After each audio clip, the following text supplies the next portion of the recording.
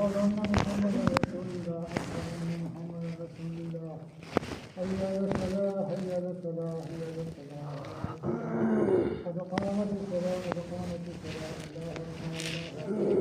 لا إله إلا الله الله أكبر.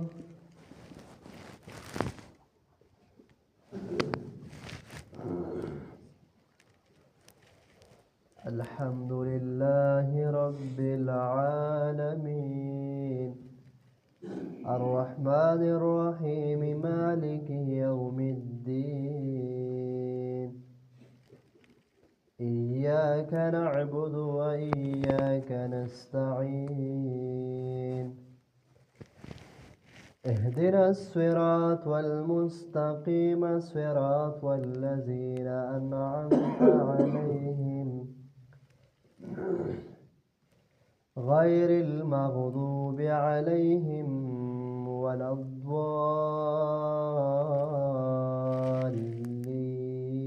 الضالين.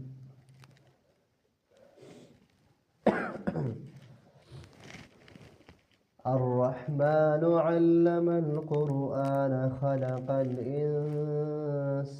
علمه البيان الشمس والقمر بحسبان والنجم والشجر يسجدان والسماء رفعها ووضع الميزان ألا تطغوا في الميزان وأقيموا الوزن بالقسط ولا تخسروا الميزان والأرض وضعها للأنام فيها فاكهة والنخل ذات الأكمام والحب ذو العصف والريحان فبأي آلاء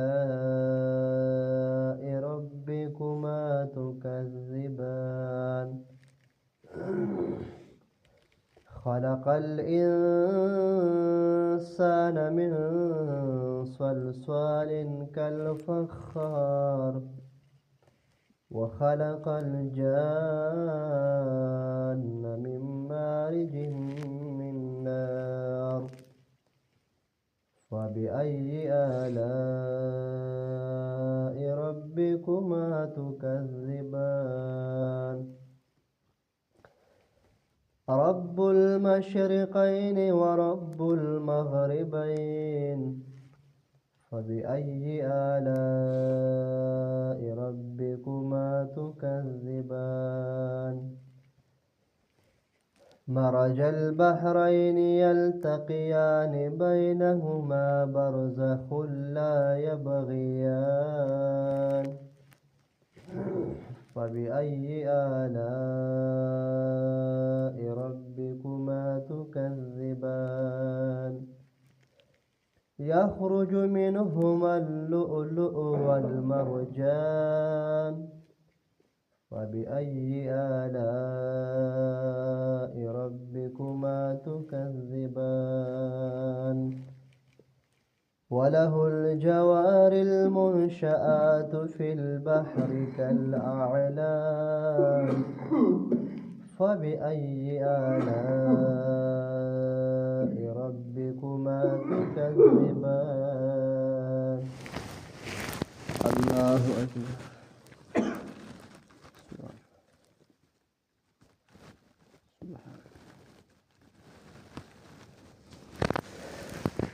سمع الله لمن حمده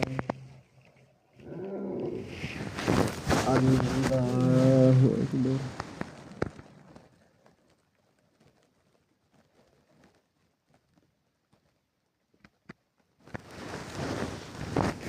الله أكبر. الله أكبر.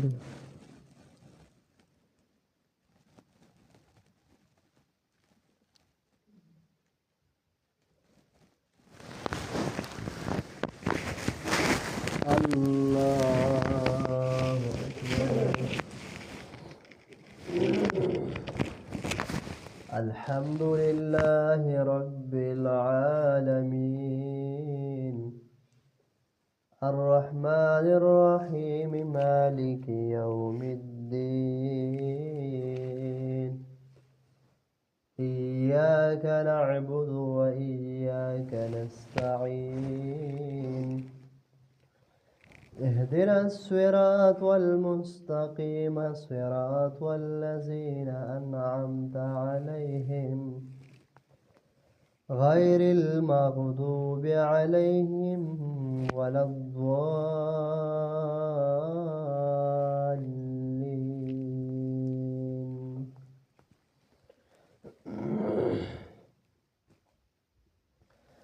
والضحى والليل إذا سجى ما ودعك ربك وما قلى وللآخرة خير لك من الأولى ولسوف يعطيك ربك فترضى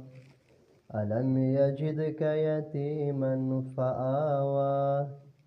ووجدك ضالا فهدى ووجدك عائلا فأغنى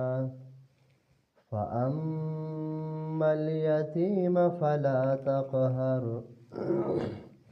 وأما السائل فلا تنهر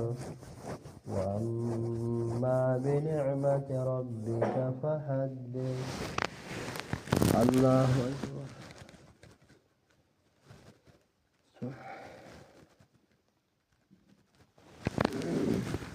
سمع الله لمن حمده. الله أكبر.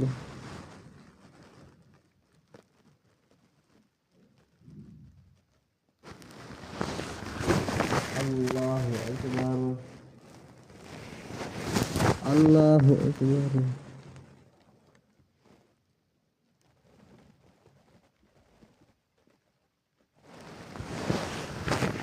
الله أكبر.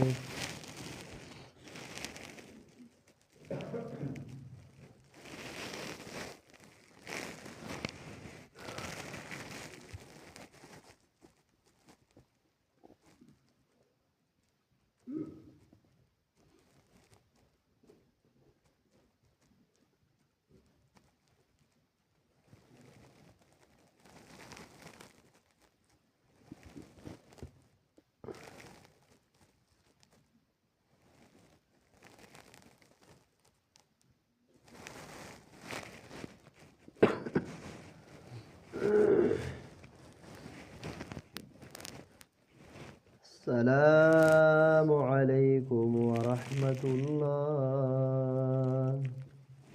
السلام عليكم ورحمة الله.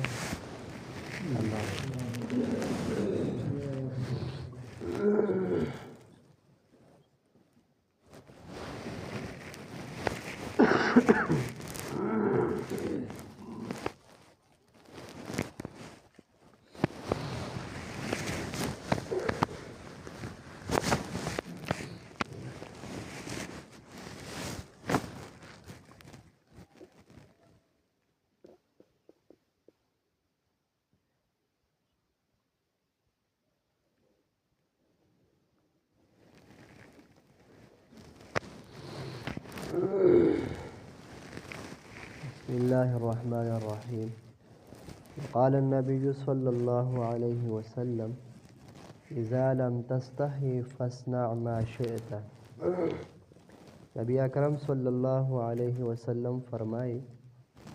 وای کله چې د انسان نه حیا ختم شي نو چې بیا د څه خوښه وي هغه دې کوي. حیا دا د ایمان یو شعبه ده، دا د ایمان یو حصه ده. یو بل حدیث شریف کې راځي الحیاء شعبة من الایمان. حیا دا د ایمان یو شعبه او یو حصه ده. حیا ویل کېږي د الله تعالی نه یره او غیرت دا چې کله د انسان نه ختم شي یاره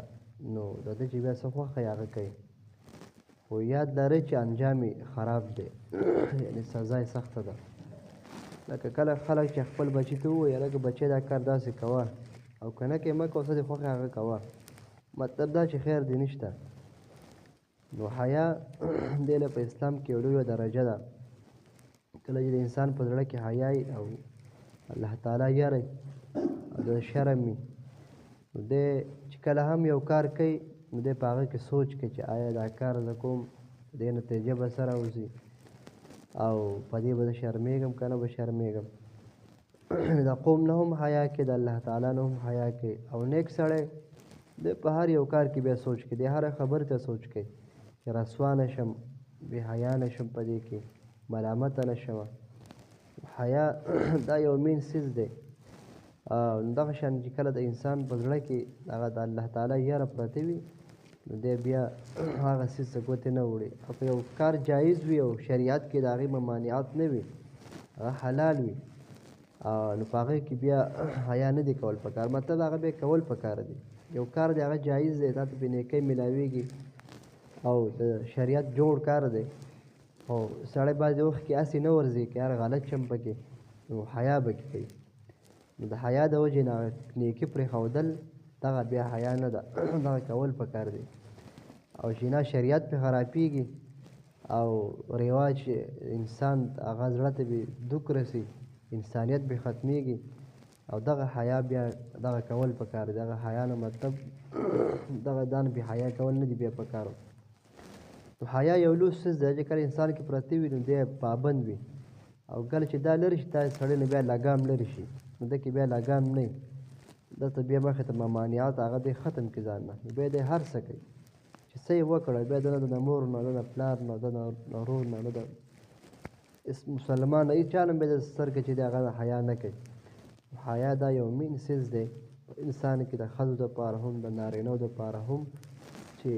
دوی کې حیا راشي اسلام حیا خوښوي حیاناک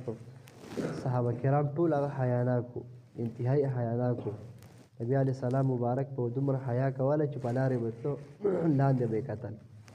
بره به هم نه کتلې بره زما الله جل جلاله موجود دی په هغه مې سترګې لګي او دغه شان صحابه کرامو نبي علیه السلام مبارک مخې ته چې په کله راله نو بالکل ښکته به یې کتل داسې به ناست ولوي حدیث کې راځي که انه رؤوس قناطر چې دوی په سرونو باندې چې ته مرغۍ ناستې وي داسې غلې به خاموشه به ناست او حیاناک نو حیا چې دا ښه څیز دی بیا خاص کر د بچي دپاره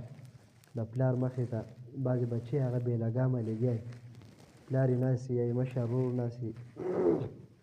شران تره ماماګانې ناست او دی بې لګامه لګیا څه خولې د راځي هغه وایي نو هرې خبرې د هغه سوچ پکار دی چې د مشرانو زړه په هغې باندې خفه نه شي الله تعالی چې د هغه ناراضه نه شي حیا هغه ښه څیز دی حیا چې کله انسان نه ختمه شي د نه بیا غیرت ختم شي د الله تعالی یاره ختمه شي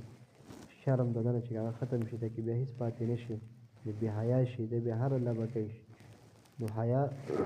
دا د انسان لپاره الحیا شعبة من الایمان حیا دا د ایمان یو شعبه ده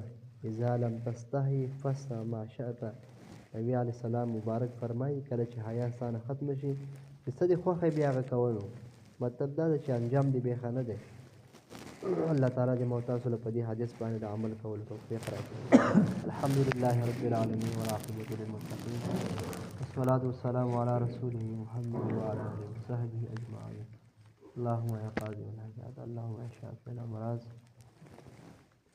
ربنا هب لنا من لدنك رحمة إنك أنت الوهاب ربنا وآتنا ما وعدتنا على رسولك ولا تخزنا يوم القيامة إنك لا تخلف الميعاد ربنا تقبل منا إنك أنت السميع العليم وتب علينا إنك أنت التواب الرحيم وصلى الله تعالى على خير خلقه محمد وعلى آله وأصحابه أجمعين برحمتك يا أرحم الراحمين